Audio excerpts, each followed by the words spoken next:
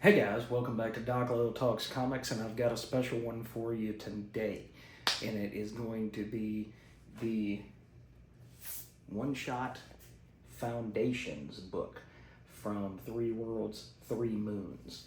This is written by Jonathan Hickman with co-assist by Nick Spencer and art by Mike Del Mundo and Mike Huddleston, along with Jerome Opeña.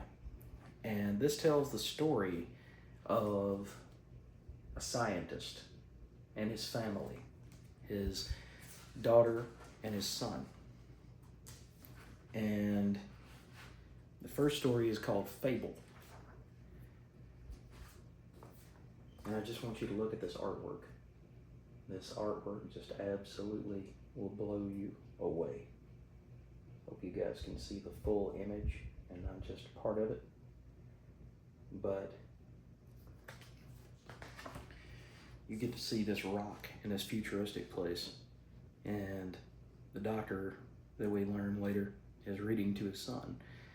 And he says, please. And he says, okay, but just the beginning and then it's bed, deal? And the kid says, yeah. He says, can you remember how it starts? There are many stars in the sky, little gods whose children danced around them. And then the father completes and says the sacred ring, 3 worlds and 3 moons.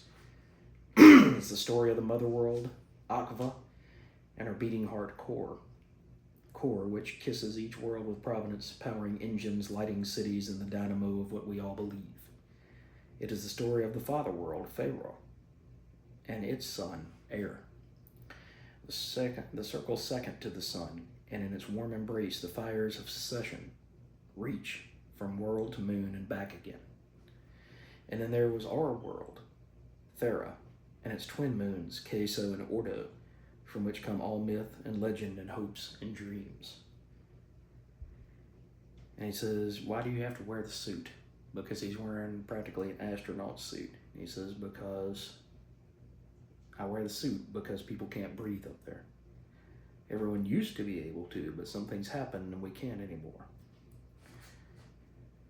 And he says, you know it's a full moon this week. And the son says, yeah. He says, so when you look up, son, look for me. I'll be back sooner than you think. And at the bottom of the page, it says he never came home. So you get an idea that this is a story about familial and parental ties.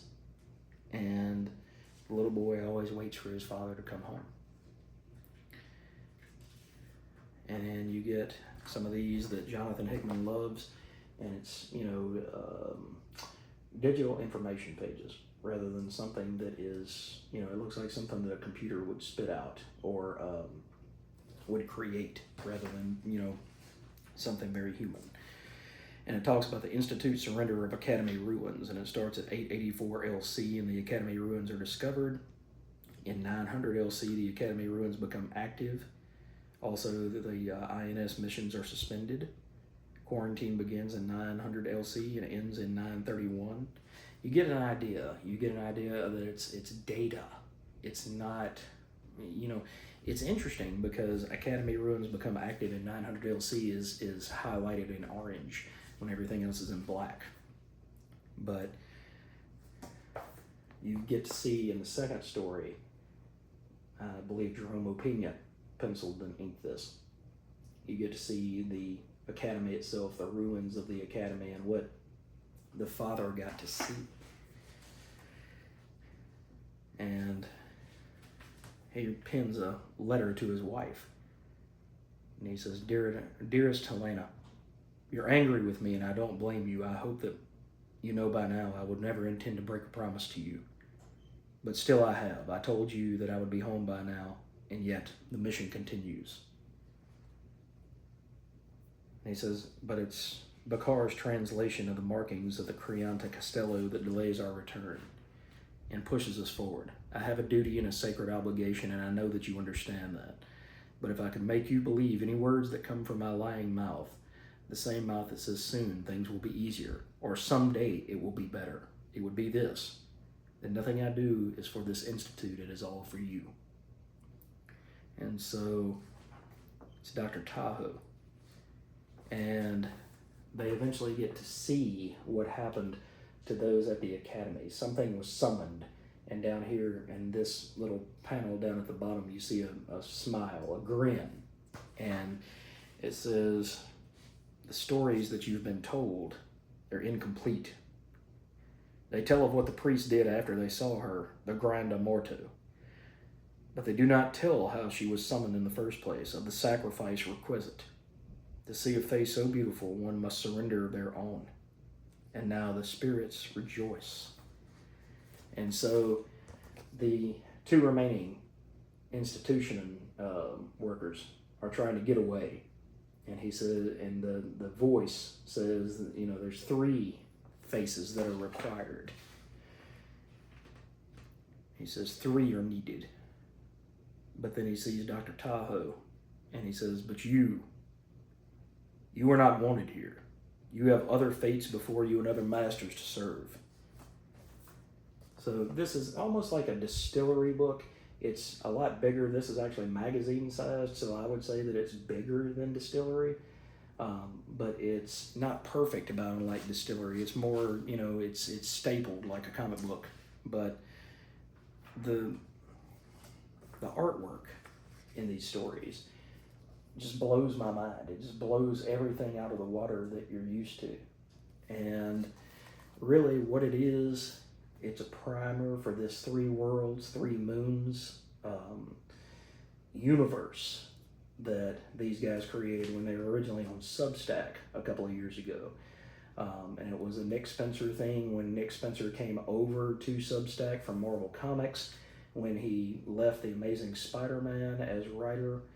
And it's that same type of dynamic that Jack Kirby used to do when he would build out the 4th world, and all of those characters there, or the Eternals.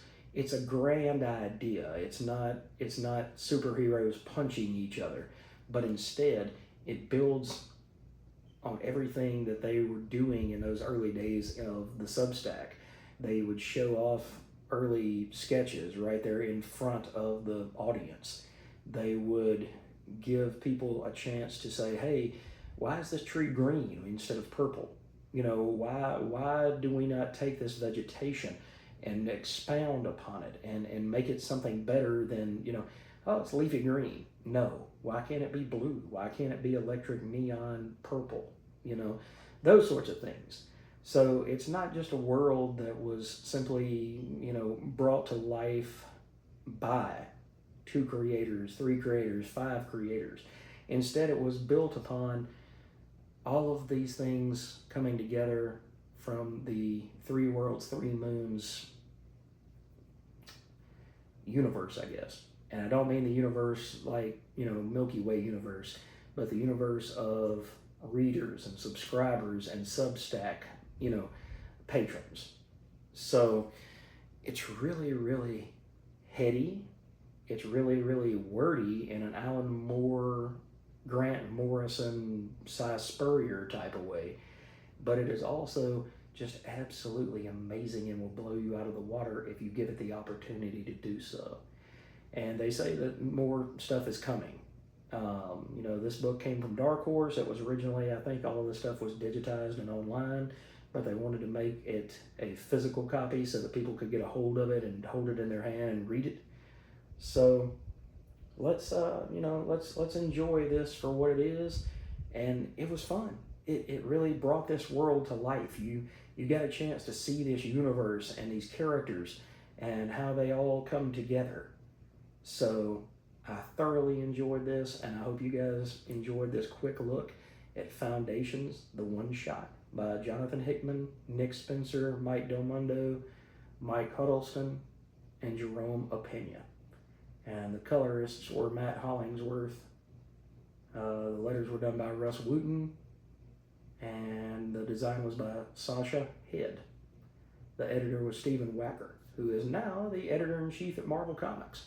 So great stuff. Looking forward to seeing where they go with this. I'm hoping that they bring all of these things out in paper format instead of just digital. We've already had that conversation about the PlayStation games and things like that. But if you haven't had a chance to go by your shop and pick this up, please do yourself a favor. Sit down with your favorite something to drink, whether it be alcoholic or not, and just open your mind, open your brain to new worlds of 3 worlds and 3 moons. And I don't think you'll be disappointed. Sometimes you have to step outside your comfort zone. You have to go out there and read something that you wouldn't normally read. So check it out. I think you'll love it. I know I did, and hopefully there is more to come. Thanks for watching, guys. Have a wonderful weekend, and I'll catch you in the next video.